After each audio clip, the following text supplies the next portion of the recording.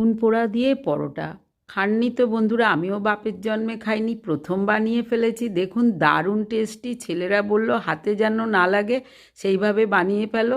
আমি সেইভাবে চেষ্টা করলাম। চলুন, যেভাবে বানালে দারুণ রেসিপিটা জমে যাবে আর চটপট বানিয়ে ফেলতে পারবেন। কেমন হয়েছে চলুন দেখাই, শেষ পর্যন্ত সঙ্গে থাকুন।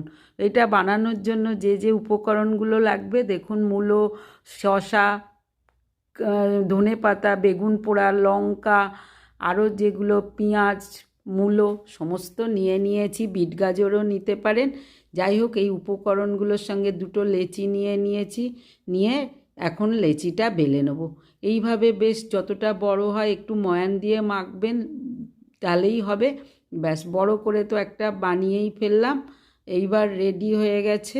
ততক্ষণে এই দেখুন মূলো, শসা, পেঁয়াজ, বিট, যে ধনেপাতা যেগুলো আছে, কাঁচা লঙ্কা, সর্ষের তেল দিয়ে সব মেখে নিলাম। খুন্তি দিয়ে একটু ম্যাশড করে নিলাম, তাহলে একটু মিহি হয়ে গেল।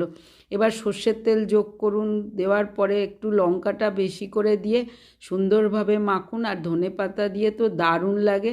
আরেকটু ছোট করে নিলাম, যেহেতু মিহি হলে রেসিপিটা দারুণ হয়। মাখা বেগুন পোড়াটা তো নিয়েই নিলাম। এবার বেলা দেখুন, রুটিটা বা পরোটা যে কোনো শেপে দেওয়ার পরে বেগুন পোড়াটা দিয়ে দিলাম। এইভাবে আস্তে করে চারিদিকে ভালো করে দেওয়ার পরে আরেকটা রুটি বেলে দিয়ে দিয়েছি। এবার এই সাইড দিয়ে একটু জল দিয়ে দিন, তাহলে কিন্তু ভালো আটকে যাবে। সেটা আমার দেখাতে গিয়ে ভুলে গিয়েছিলাম। বেশ, পারলে একটু মুড়েও দিন, তাহলে কিন্তু আরও ভালো হবে। এইভাবে দেখুন, যখন চারপাশটা দিয়ে দেওয়ার পরে একটু হাত দিয়ে চেপে দিন আর একটু মুড়ে দিন। উপর থেকে আলতু করে বেলে দিন বা হাত দিয়ে একটু চেপে দিন, তাহলে চারপাশে ছড়িয়ে যাবে মাখাটা। এবার একটা চাটুর মধ্যে তেল গরম করে নিয়ে তুলে দিয়ে দিন। কত বড় পরোটা দেখুন। এবার আস্তে করে ঘুরিয়ে ঘুরিয়ে এপাশ ওপাশ করে ভেজে নিন, দারুণ হবে কিন্তু বন্ধুরা। এইভাবে যখন এপিট ওপিট করে ভাজতে থাকবেন, উপর থেকে একটু তেল বা বাটার, যেটা সুবিধা খেতে চান সেটাই যোগ করে দিন।